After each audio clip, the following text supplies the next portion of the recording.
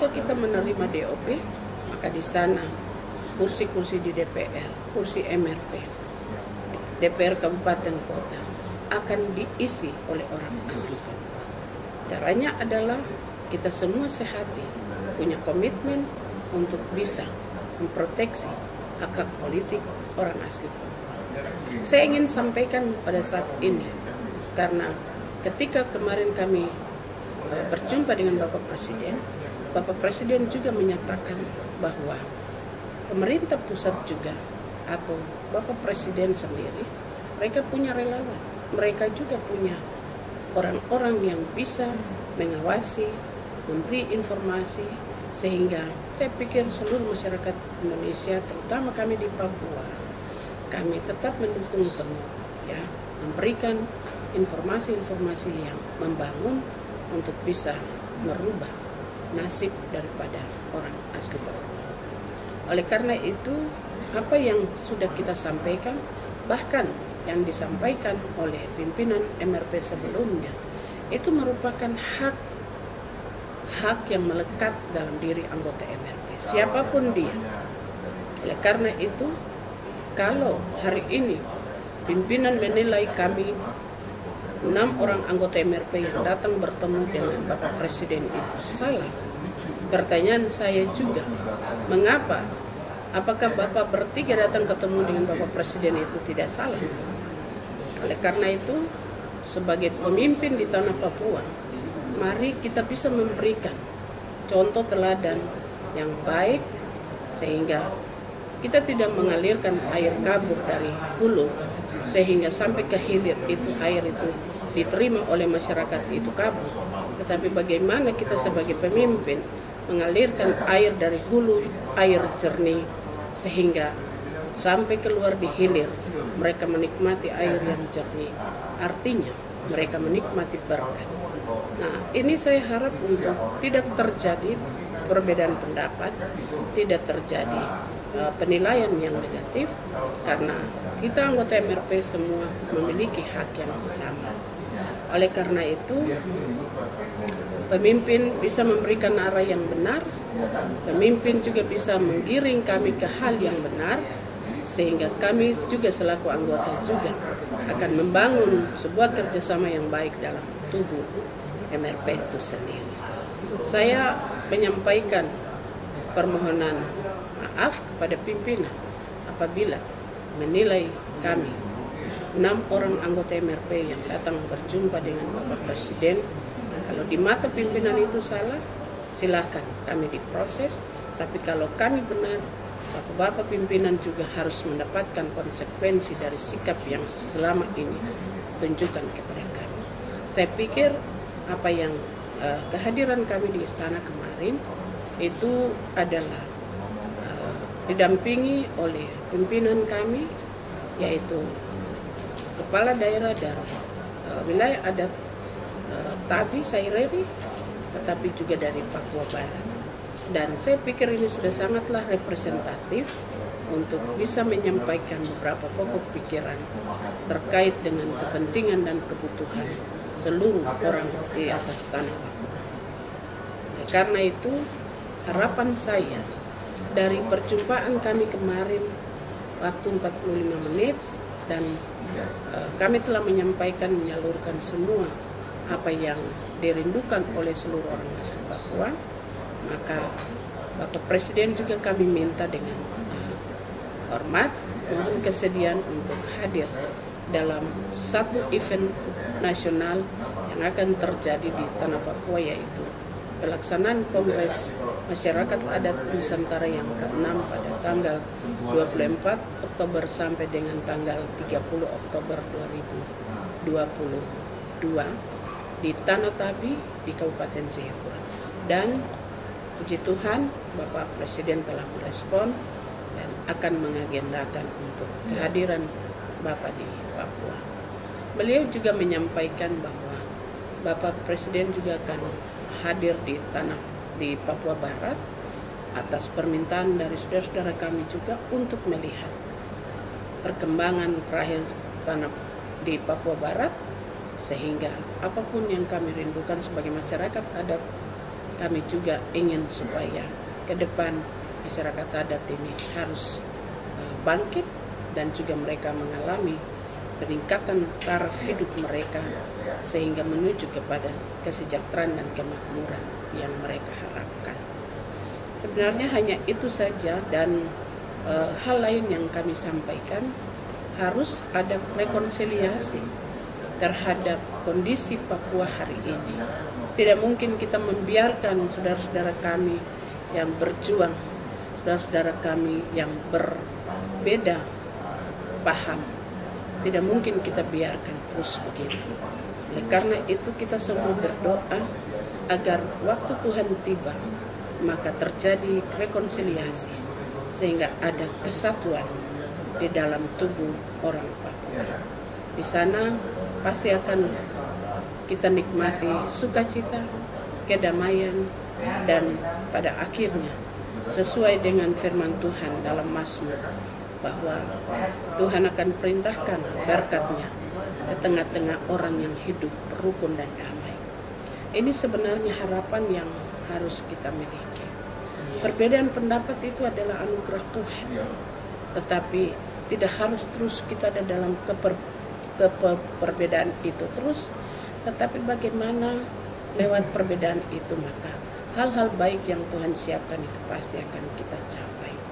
Oleh karena itu, untuk mencapai sebuah kebaikan, untuk mencapai sebuah kedamaian, untuk menuju kepada kesejahteraan dan kemakmuran rakyat, maka harus ada orang-orang yang siap berdiri di atas tanah dan negerinya untuk membayar harga demi harga. Mencapai cita-cita yang dirindukan adalah masyarakat yang adil, damai, sejahtera, dan mandiri. Saya pikir visi besar Bapak Gubernur Provinsi Papua, bagaimana masyarakat Papua ini harus bangkit, mandiri, dan sejahtera. Untuk menuju kepada visi besar itu, pasti semua kita anak-anak Tuhan, anak-anak Papua, harus berdiri di atas tanah dan negeri kita untuk membayar harga.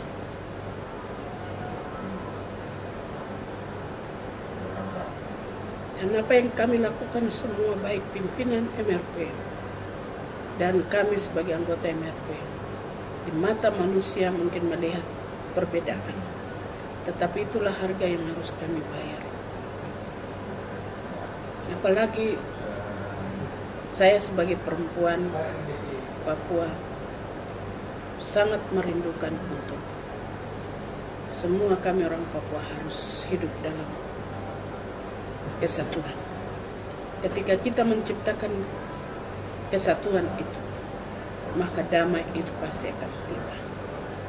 Kita akan turun mencari mereka yang hilang dari tengah-tengah kita. Ada banyak pengungsi yang hari ini nasib mereka kita tidak tahu. Mereka makan, mereka tidur baik, anak-anak mereka bagaimana? Gizi mereka cukup? Pertanyaan saya kita sebagai pejabat elit Papua, pernahkah kita berpikir tentang mereka? Saya berharap kita tinggalkan perbedaan itu. Semua yang dilakukan itu adalah baik demi kesejahteraan orang asli Papua. Harapan kami kepada negara, bahkan kepada Bapak Presiden, supaya semua kementerian teknis yang ada bisa memberikan perhatian yang serius kepada seluruh orang asli Papua. Bertahun-tahun kami tidak pernah berjumpa dengan Bapak Presiden. Dan kemarin itu adalah waktu Tuhan. Tanggal 20 Mei sebagai Hari Kebangkitan Nasional. Dan kami hadir sebagai perempuan-perempuan, sebagai orang-orang asli Papua yang mewakili untuk menuju kepada sebuah kebangkitan dalam diri orang Papua. Kami memiliki nasionalisme yang tinggi. Kami memiliki idealisme yang tinggi untuk berjuang terhadap nasib rakyat kami. Karena itu kami tiba kemarin di istana.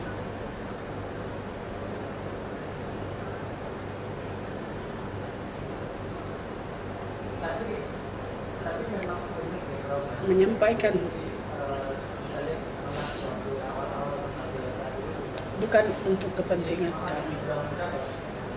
Karena sudah 20 tahun orang Papua punya air mata sudah kering. Karena itu kami datang minta supaya negara harus mengalirkan mata air di seluruh pelosok tanah Papua. Itulah yang kami sampaikan.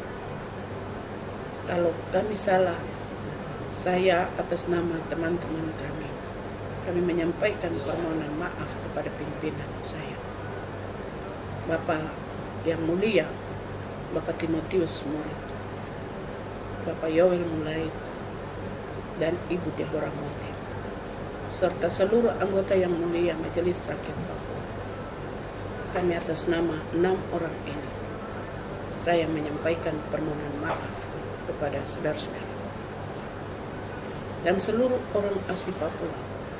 Melihat sikap kami tidak loyal terhadap pemimpin kami, saya ingin menyatakan hari ini bahwa ketika saya sebagai anggota MRP memiliki sikap yang tidak loyal terhadap pemimpin, pastilah ada persoalan di dalam rumah kita.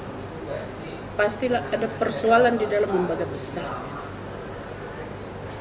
Oleh karena itu, kalau ada perbedaan di dalam tubuh institusi lembaga kultur, maka sepatutnya sebagai pimpinan harus menghimpun kami, memberikan arah, membina kami, mengingatkan kami, bukan dengan mengintimidasi kami, memfitnah kami.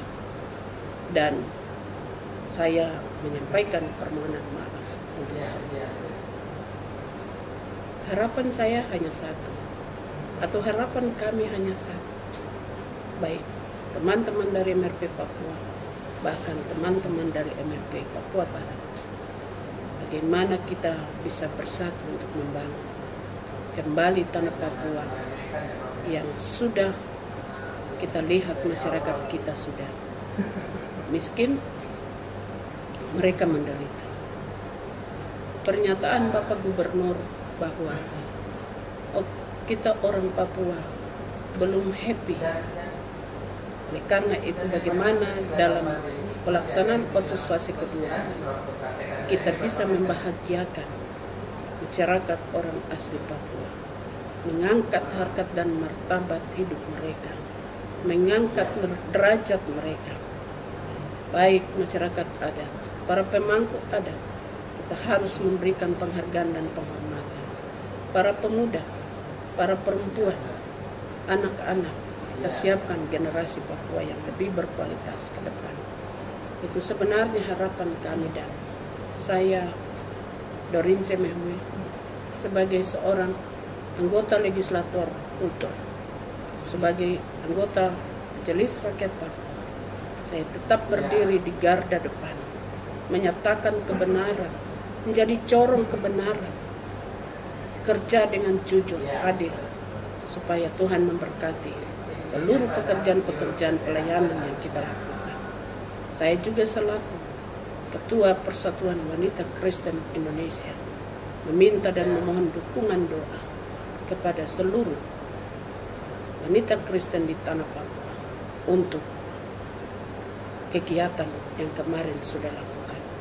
Dan juga kami terus menjadi tiang-tiang doa di setiap sudut kota kabupaten di mana menyalakan lilin menjadi pendoa Papua, membangun mesbah doa untuk kondisi Papua hari ini.